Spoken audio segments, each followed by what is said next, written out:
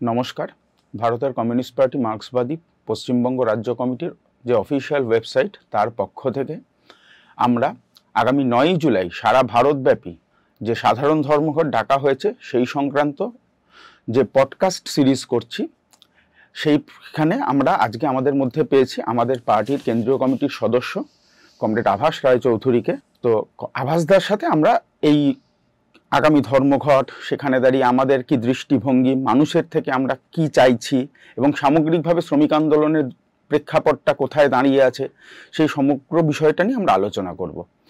আভাসদা, আমার প্রথম প্রশ্ন যেটা তোমার কাছে সেটা হচ্ছে যে 91 সালে নয়া উদারবাদী নীতি তৈরি হওয়ার পর থেকে লাগাতার বামপন্থীরা এর বিরোধিতা করে গেছে নীতিগতভাবে।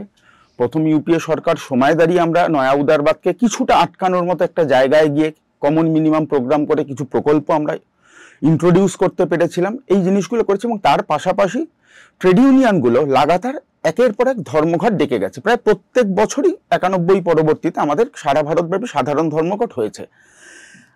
এই যে আসন্ন ধর্মঘট, সেই ধর্মঘটটাকে সেরকমই একটা ধর্মঘট অনেকে বলছেন, আবার কেউ বলছেন যে এই ধর্মঘট করে আমরা কি পেতে চাইছি, কারণ এতগুলো তো ধর্মঘট হয়েছে, এই ধর্মঘটটা আলাদা করে কি ইম্প্যাক্ট অ্যাড করবে আমাদের কাছে? প্রথম কথা, শ্রমজীবী মানুষ ধর্মঘট শখ করে না। লড়াই করতে করতে লড়াইয়ের একটা এই গণতান্ত্রিক ব্যবস্থার মধ্যে তার একটা সর্বোচ্চ রূপ হলো ধর্মঘট, এবং নেহাত বাধ্য না হলে কখনো শ্রমিক শ্রেণী, শ্রমজীবী মানুষ ধর্মঘটের রাস্তায় যায় না।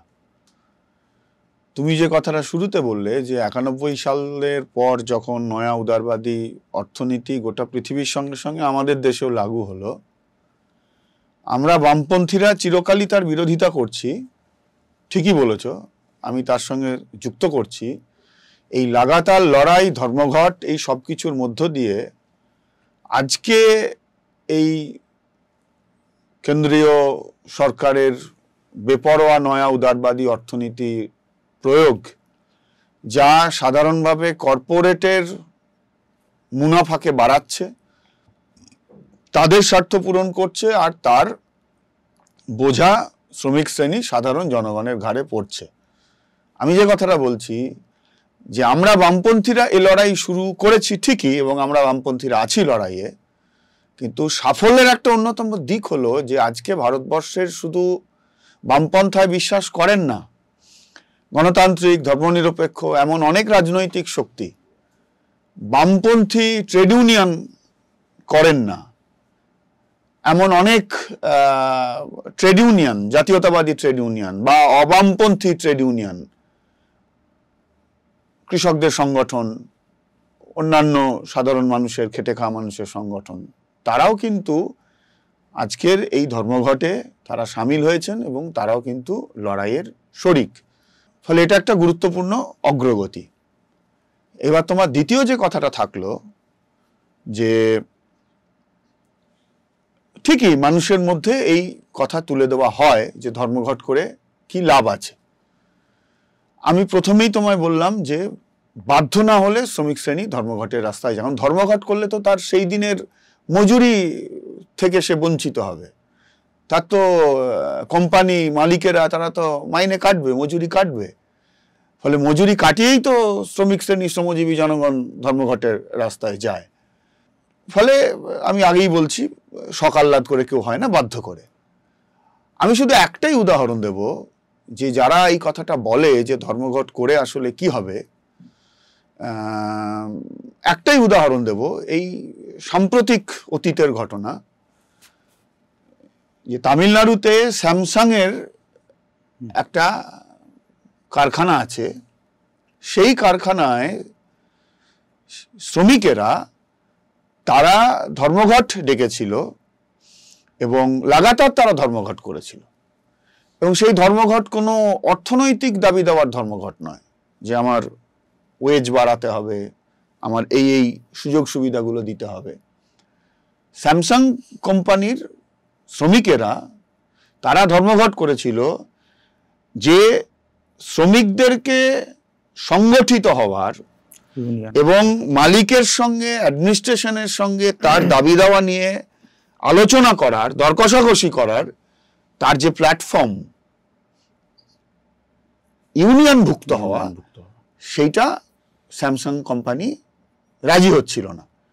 এবং ওদের একটা ঘমন্ডি ছিল, মানে একটা অহংকার ছিল যে গোটা পৃথিবী জুড়ে স্যামসাং কোম্পানিতে কোনো শ্রমিক আন্দোলন নেই, কোনো ট্রেড ইউনিয়ন নেই, ধর্মঘট তো নেই।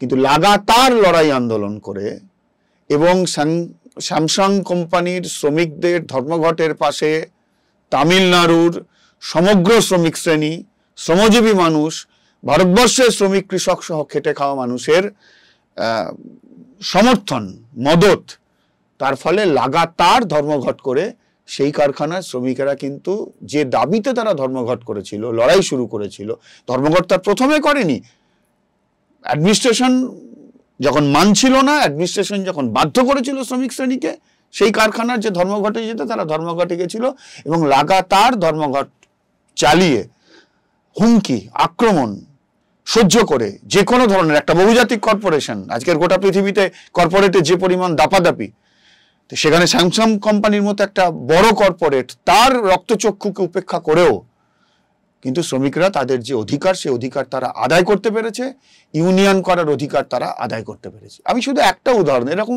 অজস্র উদাহরণ দিতে পারি। ধরো আমি তোমায় বলি, এই পশ্চিমবাংলায় ধর্মঘটের রাস্তায় এখনো শ্রমিক শ্রেণীকে যেতে হয়নি। মূলত আন্দোলনটা শুরু করেছিল বিদ্যুৎ ক্ষেত্রের যারা শ্রমিক কর্মচারী, ইলেকট্রিসিটি বোর্ডের। এবং আরো স্পষ্ট করে তোমায় আমি বলি, এই আন্দোলনে মুখিয়া ভূমিকা নিয়েছিল বিদ্যুৎ ক্ষেত্রের যারা ঠিকা শ্রমিক কর্মচারী। স্থায়ী শ্রমিক এবং ঠিকা শ্রমিকের মধ্যে তো অনেক ফারাক আছে, মজুরির ফারাক আছে, আমি সে কথা বলছি না, আমি বলছি নিশ্চয়তার ফারাক, কাজের নিশ্চয়তা, তার যে গুরুত্বপূর্ণ ফারাক। ফলে তারাই আন্দোলন শুরু করেছিল, তারপর জনগণ সেই আন্দোলনে যুক্ত হয়েছে, CI2 সহ বিভিন্ন বামপন্থী ট্রেড ইউনিয়ন এবং বিভিন্ন সংগঠন সেই আন্দোলনের পক্ষে কথা বলেছে।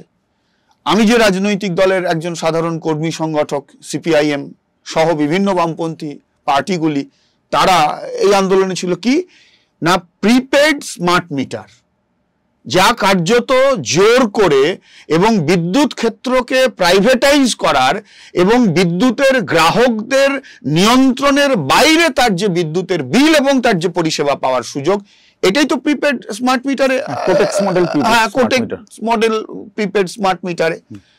তো তার বিরুদ্ধে যে লড়াই, সেই লড়াই হয়েছে, মানুষের অংশগ্রহণ বেড়েছে, বিভিন্ন জায়গায় বিক্ষোভ হয়েছে, ওই স্মার্ট মিটার লাগাতে গেছে, লোকে লাগাতে দেয়নি, লাগিয়েছে, লোকে আন্দোলন করে সেই স্মার্ট মিটারকে খুলতে বাধ্য করেছে, জনগণের মধ্যে একটা মানসিকতা তৈরি হয়েছে। সর্বশেষ পশ্চিমবাংলা সরকার তারা ঘোষণা করেছে যে তারা এটা স্থগিত রাখছে। এটা কিন্তু ধর্মঘট পর্যন্ত যেতে হয়নি, লড়াই। তাহলে এটা যদি না মানত, পরের স্তর ধর্মঘট ছিল, হট করে তো কেউ ধর্মঘট করে না।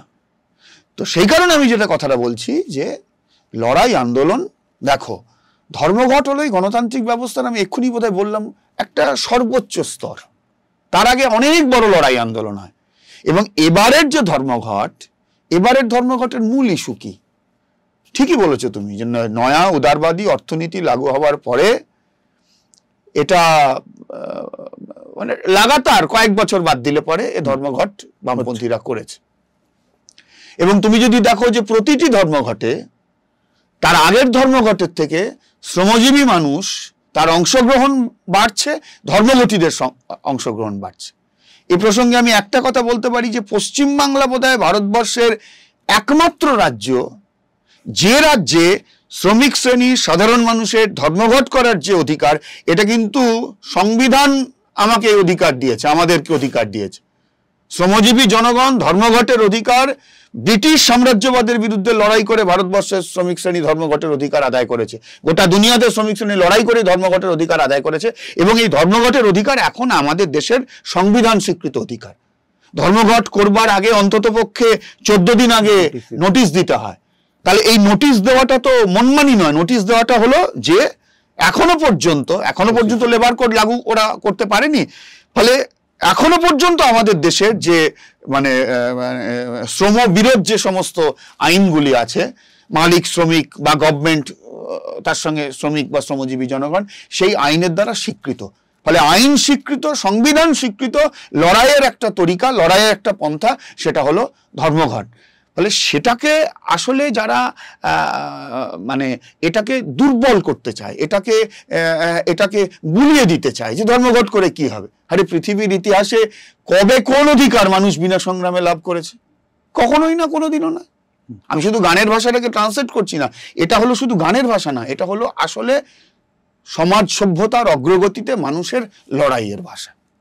এই যে দেখো পশ্চিমবাংলা, আমি এক্ষুনি বললাম যে গোটা ভারতবর্ষের সঙ্গে পশ্চিমবাংলার মিল নেই, যে এই যে নয়া উদারবাদী অর্থনীতির বিরুদ্ধে যে ধর্মঘটগুলি ঘটছে, সারা দেশে নয়া উদারবাদী অর্থনীতিকে লাগু করার মূল মাধ্যমটা কি? কেন্দ্রীয় সরকার এবং রাজ্য সরকারগুলি সাধারণভাবে বামপন্থী এবং কিছু সরকার বাদ দিলে পরে আমাদের পশ্চিমবাংলার মতো তারাই নয়া উদারবাদী অর্থনীতির পক্ষেই তারা আছে। তাহলে ধর্মঘটটা হচ্ছে নয়া উদারবাদের বিরুদ্ধে, সারা দেশ জুড়ে ধর্মঘট, সর্বভারতীয় ধর্মঘট। তার মানে কেন্দ্রীয় সরকার যে নয়া উদারবাদী অর্থনীতিকে কর্পোরেটের স্বার্থে বেপরোয়াভাবে লাগু করছে তার বিরুদ্ধে। গত কয়েকটা বছরে পশ্চিমবাংলার অভিজ্ঞতা কি? পশ্চিমবাংলার অভিজ্ঞতা হলো এইটা যে বিজেপির বিরুদ্ধে ধর্মঘট, সর্বভারতীয় ধর্মঘট ডাকলে পরে, কেন্দ্রীয় সরকারের বিরুদ্ধে সর্বভারতীয় ধর্মঘট ডাকলে পরে, সেই ধর্মঘটকে ভাঙার জন্য আগ বাড়িয়ে পশ্চিমবাংলায় তৃণমূল কংগ্রেসের সরকার আগ বাড়িয়ে নামে। অতীতেও করেছে, বিভিন্ন ধরনের হুমকি দিয়েছে, এবারেও দেবে। অতীতেও সব ধরনের হুমকিকে অতিক্রম করে মানুষ ধর্মঘটের রাস্তায় নেমেছে, এবারেও নামবে। আমার দ্বিতীয় যে প্রশ্ন সেটা হচ্ছে যে দেখ, মানে এখন এতদিন তো একটা বিষয় ছিল নয়া উদারবাদে যে আমি লাগামহীন বেসরকারি হাতে তুলে দিচ্ছি, এটা একটা প্রক্রিয়া চলছিল, মানে যে কারণে প্রথম এনডিএ সরকারের সময় দাঁড়িয়ে একটা বিলগ্নীকরণ মন্ত্রকে ওরা খুলে ফেলেছিল। অরুণ শৌরী তার ইয়ে ছিলেন, আর আমরা গানের দিকে বলতাম বেচারামের দপ্তর। হ্যাঁ, তো এবারে দাঁড়িয়ে ওরা যেটা করলো, নতুন যে কায়দাটা করলো সেটা হচ্ছে ন্যাশনাল মনিটাইজেশন পাইপলাইন, এবং তার মধ্যে দিয়ে রেল, তেল, কয়লা, ইস্পাত সমস্ত ক্ষেত্রে বিলগ্নীকরণের একটা প্রক্রিয়া ওরা শুরু করে দিল।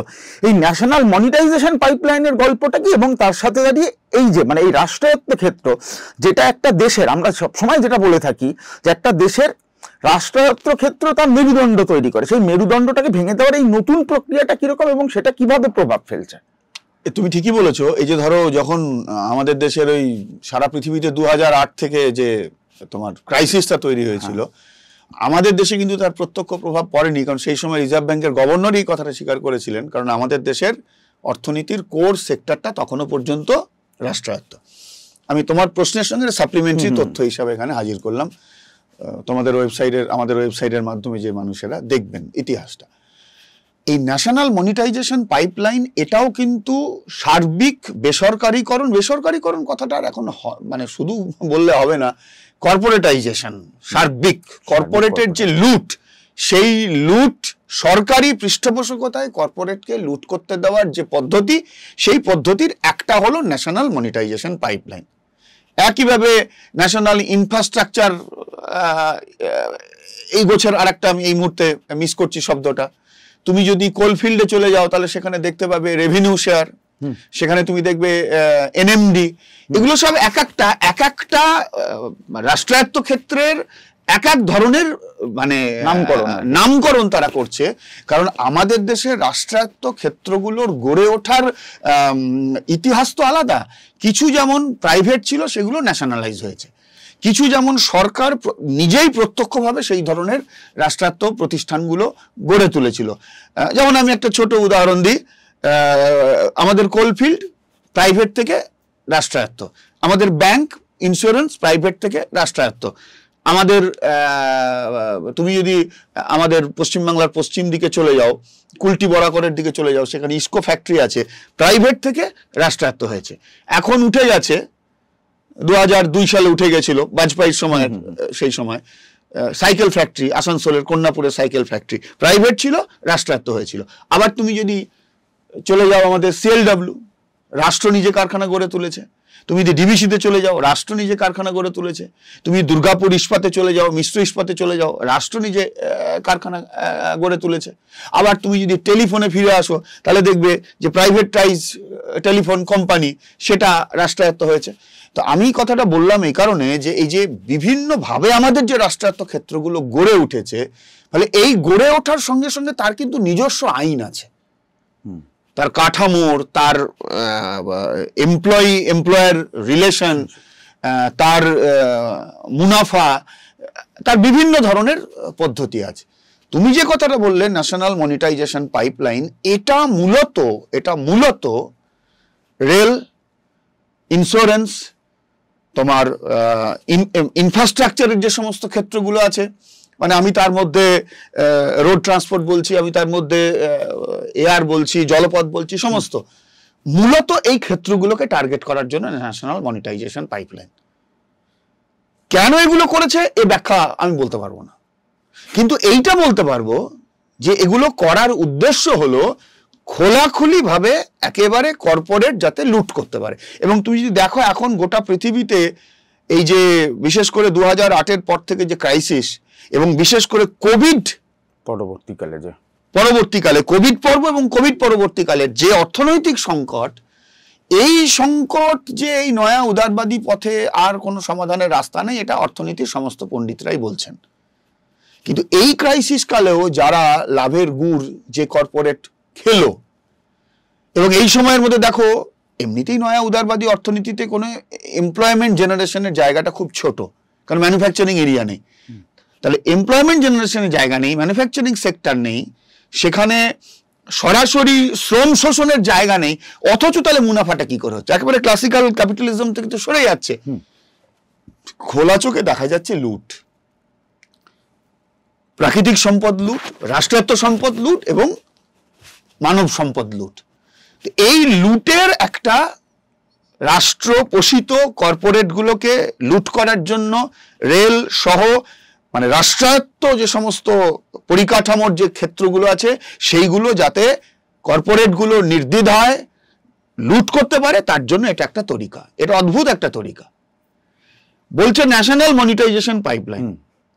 ন্যাশনাল মনিটাইজেশন পাইপলাইনে তুমি যে কথাটা বললে, আগে যেমন কোনো একটা কারখানাকে বা কোনো একটা প্রতিষ্ঠানকে হয় তার শেয়ারকে বাজারে বিক্রি করে দেওয়া, অথবা গোটাটা বন্ধ করে দেওয়া, শেয়ার বিক্রি করে দেওয়া, ডিসইনভেস্টমেন্ট করে দেওয়া, এবং অথবা এটাকে বন্ধ করে দেওয়া, এবং তারপর বন্ধ করে দিয়ে তার বিভিন্ন রকম তরিকা আছে, সেটাকেও বিক্রি করে দিলে এরকম অনেক আছে। এইটা কিন্তু তা নয়। ধরো রেলকে টার্গেট করেছে, ইন্ডিয়ান রেলওয়ে কিন্তু থাকবে। তাহলে ইন্ডিয়ান রেলওয়ে থাকলো, তাহলে বিভিন্ন সময় ভিত্তিক লিজের নাম করে রেল পরিচালন ব্যবস্থা, রেল চালানো, রেলের সম্পত্তি, এই সবটা কম্পার্টমেন্ট করে করে করে করে বিভিন্ন ধরনের প্রাইভেট কর্পোরেটগুলিকে এগুলোকে দিয়ে দাও। ইতিমধ্যে এটা শুরু হয়েছে। ধরো রেলের তুমি যদি বুকিং কাউন্টারে যাও, তাহলে তুমি দেখতে পাবে যে এখন অনেক জায়গাতে আর নেই, আর রেলের লোক নেই। তুমি রেলের ক্যাটারিং সিস্টেম এখন তো আর নেই। এরকম অনেক জায়গা আছে।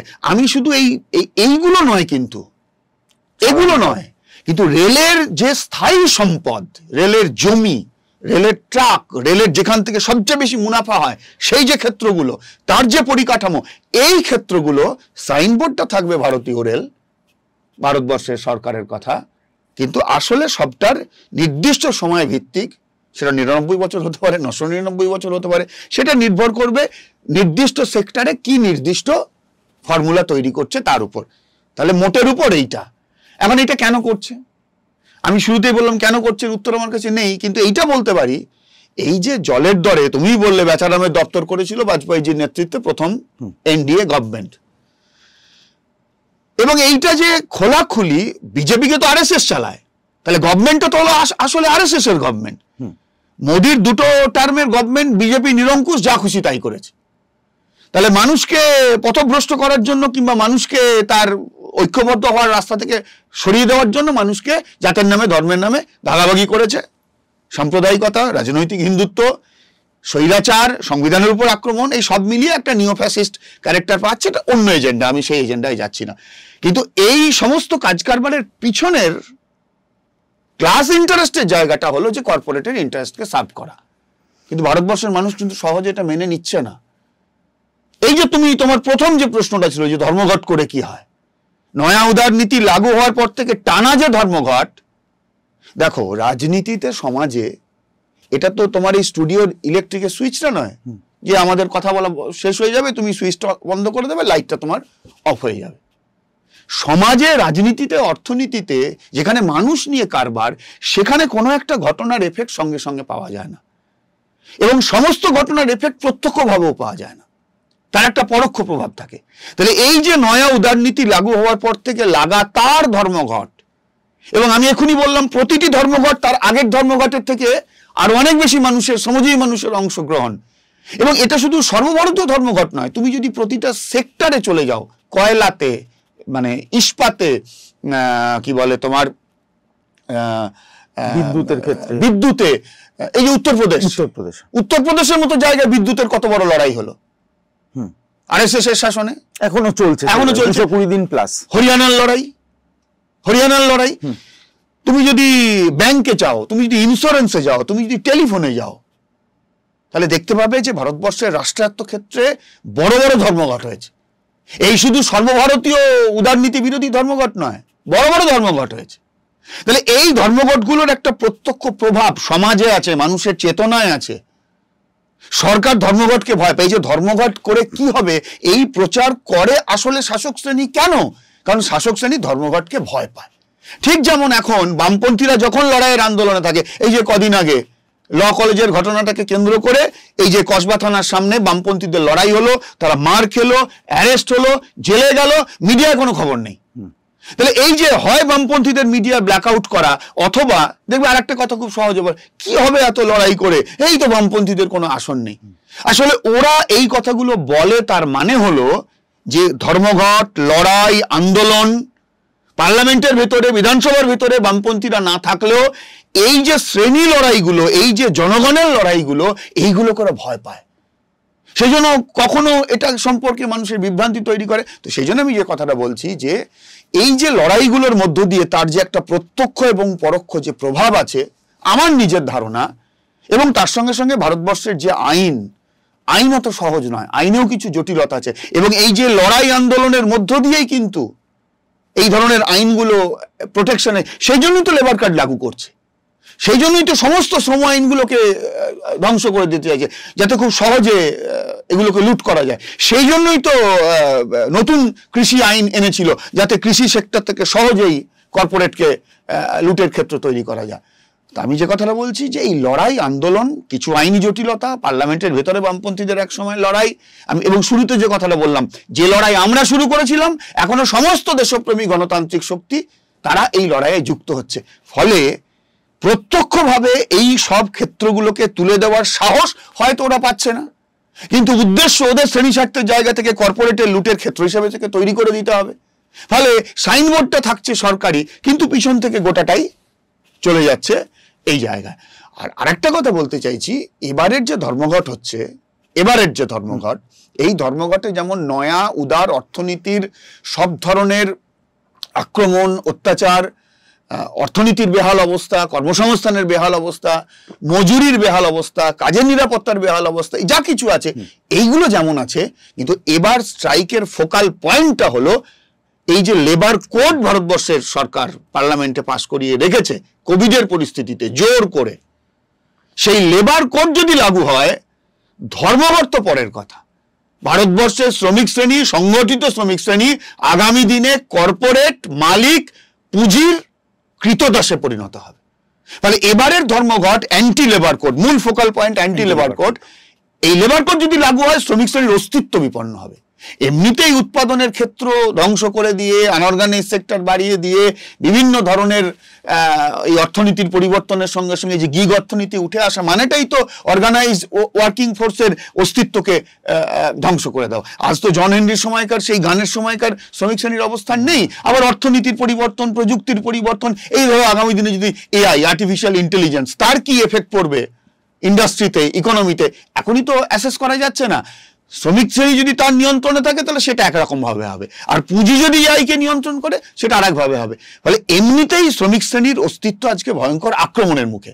সেখানে যদি লেবার কোড লাগু করে ফেলতে পারে তাহলে গোদের উপর বিষ ফোঁড়ার মতো শ্রমিক শ্রেণীর অস্তিত্ব ভারতবর্ষের মাটিতে বিপন্ন হবে। শুধু তাই নয়, তারা পুঁজির কৃতদাসে পরিণত হবে। ফলে এবারের ধর্মঘট শ্রমিক শ্রেণীর অস্তিত্ব রক্ষার ধর্মঘট, তাদের ভবিষ্যতের অধিকার নিয়ে কথা বলার ন্যূনতম জায়গাটাকে রক্ষা করার জন্য ধর্মঘট। এবং এই যে আমি লেবার কোডের কথাটা বললাম না, আজকে যদি ওরা ভারতবর্ষের, দেখো ভারতবর্ষের অর্থনীতিতে শ্রমিক, কৃষক বা অন্যান্য ক্ষেত্রগুলো যদি তুমি নির্দিষ্ট করো, এখানে অর্গানাইজড ওয়ার্কিং ফোর্সের সংখ্যা প্রচুর, কিন্তু এখনো পর্যন্ত ভারতবর্ষের অর্থনীতি কৃষি নির্ভর। তাহলে আজ যদি শ্রমিক শ্রেণীকে এইভাবে কৃতদাসে পরিণত করতে পারে, তাহলে আন্দোলনের চাপে পড়ে যে 3টে কালা কৃষি আইন হল্ট হয়ে আছে, স্থগিত আছে, আমাদের দাবি তাকে বাতিল করতে হবে, সেইগুলো কিন্তু কালকে লাগু হবে। এবং এটা শুধু আমার, তোমার বা আমার পার্টির কিছু সমর্থকের কথা না, এটা ভারতবর্ষের কৃষক সমাজ উপলব্ধি করেছেন। তাই আগামী 9 তারিখের যে ধর্মঘট, কেন্দ্রীয় ট্রেড ইউনিয়ন এবং ফেডারেশনগুলোর ডাকা ধর্মঘটকে সংযুক্ত কিষাণ মোর্চা, ভারতবর্ষের কৃষক সমাজ, কৃষক, ক্ষেতমজুর সহ সমাজের সব অংশের মানুষ এই ধর্মঘটকে সমর্থন দিয়েছে। এবং ইতিমধ্যেই আমরা দেখেছি যে সিপিআইএম সহ আরো পার্টিগুলো, সিপিআইএমএল লিবারেশন, আরএসপি এবং ফরওয়ার্ড ব্লক, তারাও প্রত্যক্ষভাবে এই ধর্মঘটকে সমর্থন জানিয়েছে। ফলে এটা শুধু শ্রমিক শ্রেণীর একার লড়াই নয়, শ্রমিক, কৃষক, ক্ষেতমজুর সহ সমাজের সর্বস্তরের খেটে খাওয়া মানুষ যারা কর্পোরেটের লুটের বিরুদ্ধে, তাদের মিলিত লড়াই। আমরা জানতে পারলাম আভাসদার থেকে যে কিভাবে একের পর এক ধর্মঘটের মধ্যে আমরা শ্রমিক শ্রেণী শুধুমাত্র নয়, এই কর্পোরেট লুটের ফলে যারা ক্ষতিগ্রস্ত হচ্ছেন তাদের বিরুদ্ধে মানুষকে সমবেত করতে পারছি। আমরা জানতে পারলাম এটাও যে কিভাবে দাঁড়িয়ে ধর্মঘটই বা স্ট্রাইকারের সংখ্যা ক্রমশ উত্তরোত্তর বাড়ছে, এবং আগামী 9 তারিখের ধর্মঘট আরো একবার নতুন করে স্ট্রাইকারের সংখ্যাকে আরো মিলিটেন্ট করে, আরো বেশি সংখ্যকভাবে রাস্তায় নেমে, রাজপথে নেমে, পার্লামেন্টের ভেতরে শুধুমাত্র নয়, পার্লামেন্টের বাইরের লড়াই আন্দোলন যেভাবে সংযুক্ত কিষাণ মোর্চা করেছে, সেই একইভাবে এই খেটে খাওয়া মানুষের লড়াইও পার্লামেন্টের বাইরে দাঁড়িয়ে কিভাবে পার্লামেন্টে তৈরি করা আইনকেও বদলে দেওয়া যায়, সেই শপথ নিয়ে এই 9 তারিখের ধর্মঘট হবে। আমাদের আজকের এই পডকাস্ট আমরা এখানেই শেষ করছি।